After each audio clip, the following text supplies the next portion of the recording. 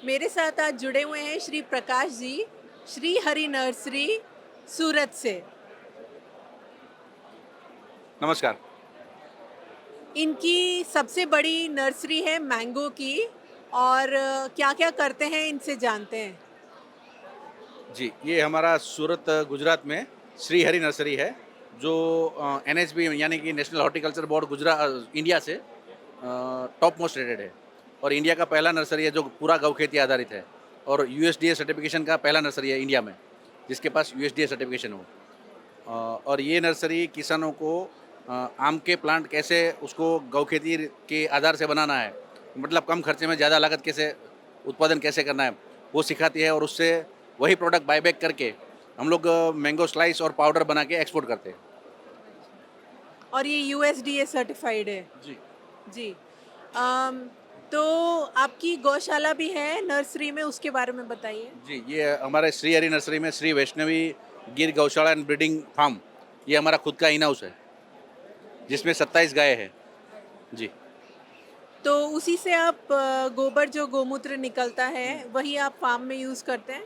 जी हाँ, ये पूरी 40 एकड़ की नर्सरी में गाय के गोबर और गौमूत्र से हम लोग विविध, जैसे जीवामृत हो गया, घन जीवामृत हो गया, 10 पर्णी हो गया, नीमास्त्र हो गया, अग्नियास्त्र हो गया, ये सब प्रोडक्ट बना के हम लोग उसमें यूज़ करते हैं ताकि हमको खाद का और पेस्टिसाइड का खर्चा एकदम ज़ीरो आता है। तो आपके मेन प्रोडक्ट हैं dehydrated mango mango slice and और मैंगो पाउडर, मैंगो पाउडर। जैसे ये जी, जी, जी। और घी आपका आप बोल रहे थे बाय बाय प्रोडक्ट प्रोडक्ट है, है। वो कैसे समझाइए?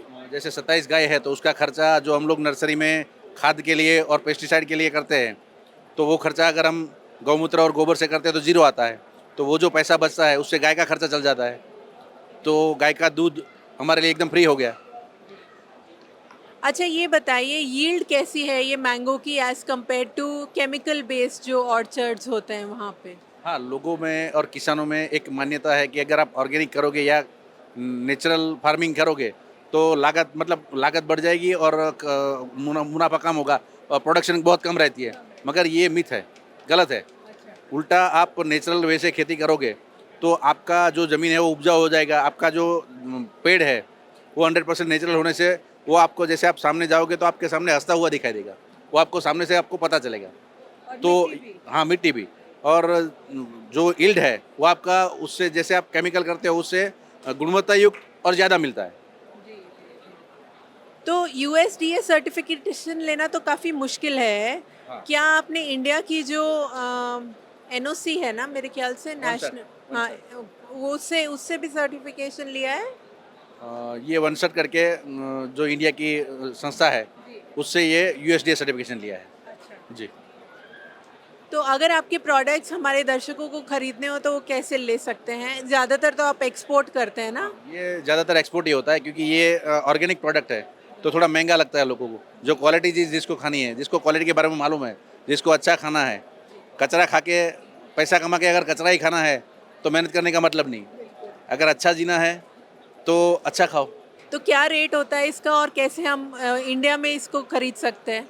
नहीं, इंडिया में तो अभी हम लोगों ने ये बेचा ही नहीं है। ये तो जस्ट हम किसानों को ये पूरा वे उसको समझ में आए अच्छा। कि ऐसा करके आप बढ़िया से बढ़िया आमदनी ले सकते हो। जी, जी, जी। तो उसी के हिसाब से यहाँ पर खाली शो करने के लिए है, बाकी ये सब यूएई, अमेरिका, कनाडा और यूरोप में एक्सपोर्ट होता है। ठीक है, तो हमें समय देने के लिए आज बहुत-बहुत धन्यवाद और आशा करते हैं आपकी तरह और भी लोग किसान लोग आपसे जुड़ेंगे और मैंगो की खेती को इस तरीके से उच्चतम लेवल पे लेके जा सकते हैं। धन्यवाद।